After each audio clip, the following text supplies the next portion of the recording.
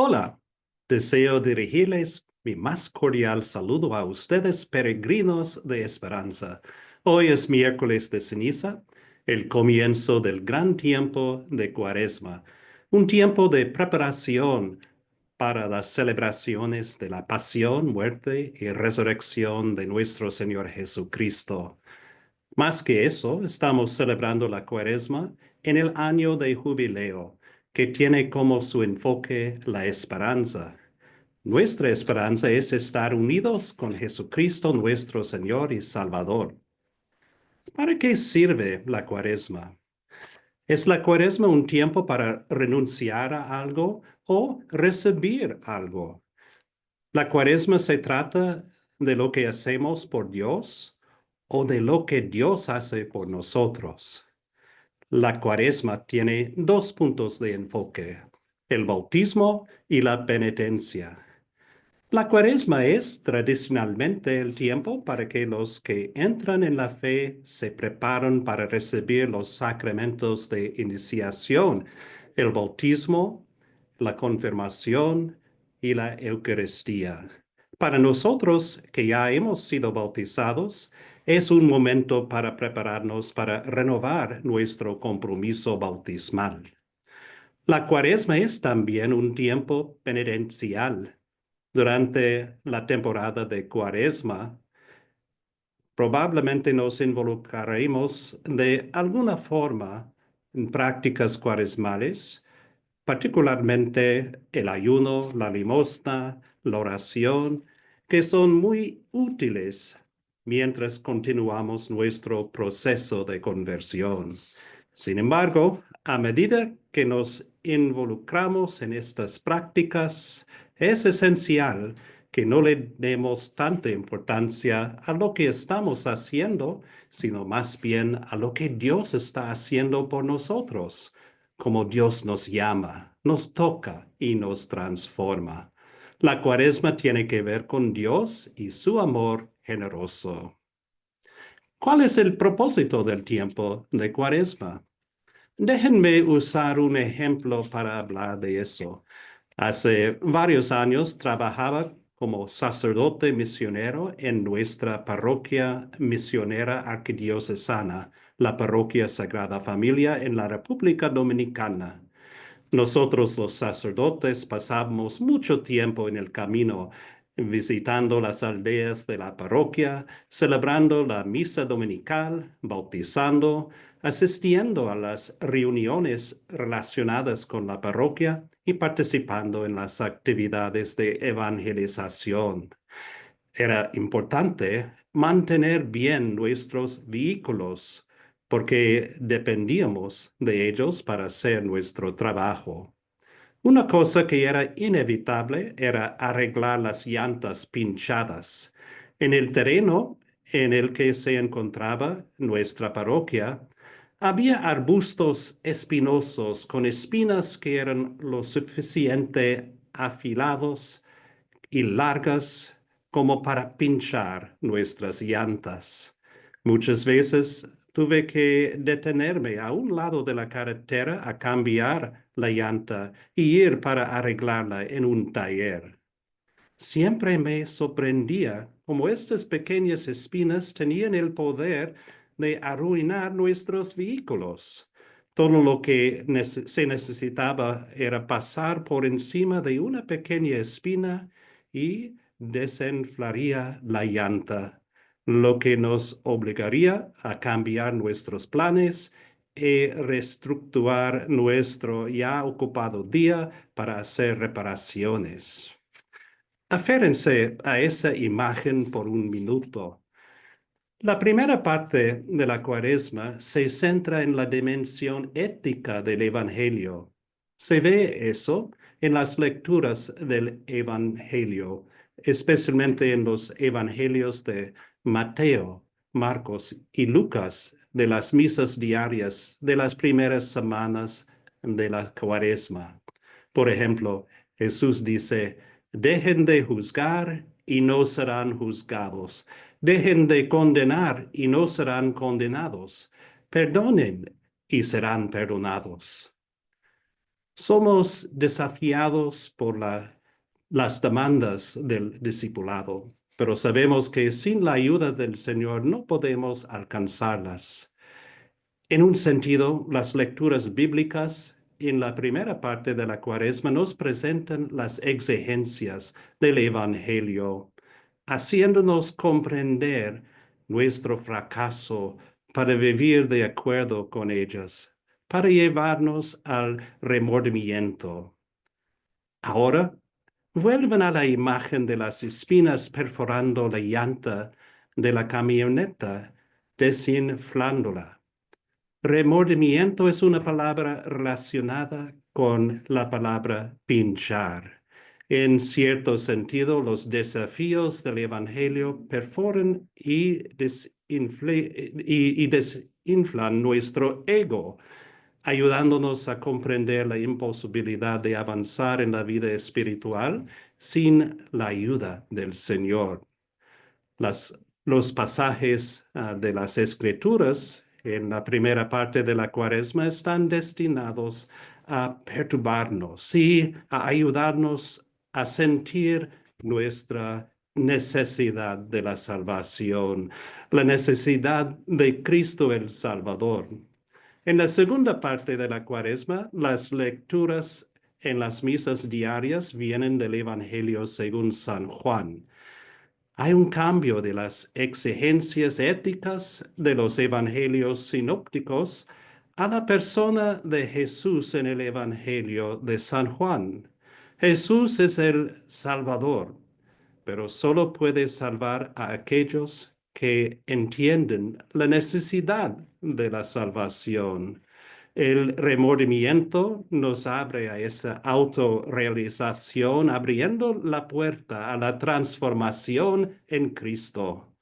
Como Jesús le dijo a Marta en el Evangelio según San Juan, yo soy la resurrección y la vida. El que cree en mí, aunque muera, vivirá, y todo el que vive por la fe en mí, no morirá para siempre. ¿Crees eso? Solo Cristo puede salvarnos. Nos encontramos nuestra esperanza en nuestra relación con Jesucristo nuestro Señor. Esta relación se crece por medio de escuchar la palabra de Dios proclamada, la vida sacramental de la Iglesia, la oración personal y las obras caritativas. El Papa Francisco ha anunciado el año 2025 como el año de jubileo. Durante este año, oremos por la inspiración para discernir cómo podemos ser signos vivos de esperanza para los demás. Usemos nuestros dones y talentos para mostrarle al mundo que hay una razón para tener esperanza. Como dice San Pablo, la esperanza no defrauda. En su bula anunciando el año del jubileo, que se llama La esperanza no defrauda, el Santo Padre, haciéndose eco de los documentos del Concilio Vaticano II, afirma que la Iglesia debe leer los signos de los tiempos y interpretarlos a la luz de la buena nueva de Jesucristo. El Papa nombra 8 puntos que nos dan oportunidad de ser señales de esperanza en este mundo. Nos anima a reconocer el deseo de paz y el entusiasmo por la vida como signos de esperanza y a ser signos de esperanza para los encarcelados, los enfermos, los jóvenes, los migrantes, los ancianos y los pobres. En este documento el Papa explica estos temas.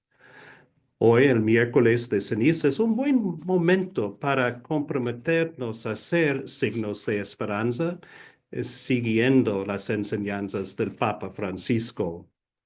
El mundo de hoy necesita urgentemente agentes de paz. El Papa Francisco hace un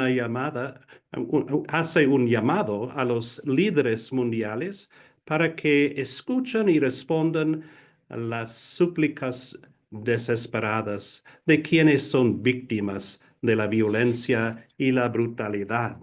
Estamos llamados a buscar la manera de ser agentes de paz y reconciliación entre nuestras familias y nuestras comunidades también.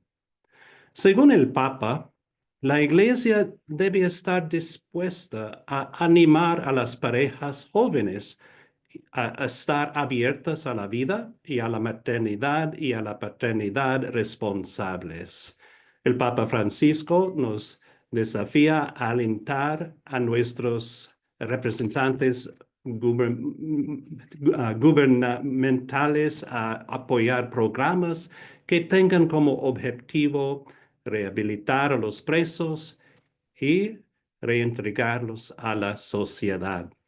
El Papa nos recuerda que visitar a los enfermos y apoyar a los trabajadores de la salud son obras de misericordia que pueden ayudar mucho a aliviar el sufrimiento.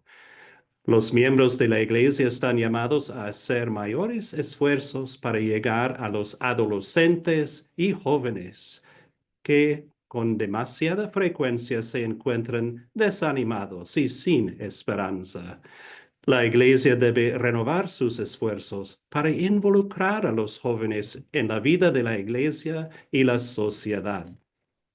El Papa dice que los cristianos deben estar dispuestos a defender los derechos de los inmigrantes que buscan un futuro mejor, a los exiliados y refugiados obligados a emigrar, se les debe garantizar la bienvenida, la seguridad y los medios para encontrar un lugar en un nuevo contexto social. Estamos llamados a valorar la sabiduría de las personas mayores y reconocer la contribución que pueden hacer a la sociedad. La comunidad cristiana y la sociedad civil están llamadas a cooperar para fortalecer los vínculos entre generaciones. El Papa dice que todos debemos estar dispuestos a sacrificarnos para ayudar y satisfacer las necesidades de quienes luchan contra la pobreza. Estamos llamados a ser signos de esperanza para los pobres que muchas veces carecen de lo esencial para la vida. No debemos aumentar la diferencia y la exclusión que enfrentan, sino buscar formas de brindarles alivio y esperanza. Durante este cuaresma, debemos de buscar la manera de ayudar a los pobres, los migrantes, los jóvenes, los ancianos y todos los que luchan en nuestra sociedad. Debemos de preguntarnos, ¿cómo puedo ser un signo de esperanza para los demás? Si queremos ser signos de esperanza para los demás, es esencial involucrarnos en la evangelización. Una iniciativa importante es la que viene del avivamiento eucarístico que se llama Camina con alguien. La belleza de la iniciativa Camina con alguien es su simplicidad. Es un esfuerzo de evangelización que se enfoca en una persona y utiliza 4 pasos simples. El primero es identificar, en el que una persona le pide a Dios que le señale una persona para que la acompañe en el camino de fe. El segundo es interceder, que implica orar por esa persona. El tercero es conectar, buscar formas de construir una relación con esa persona.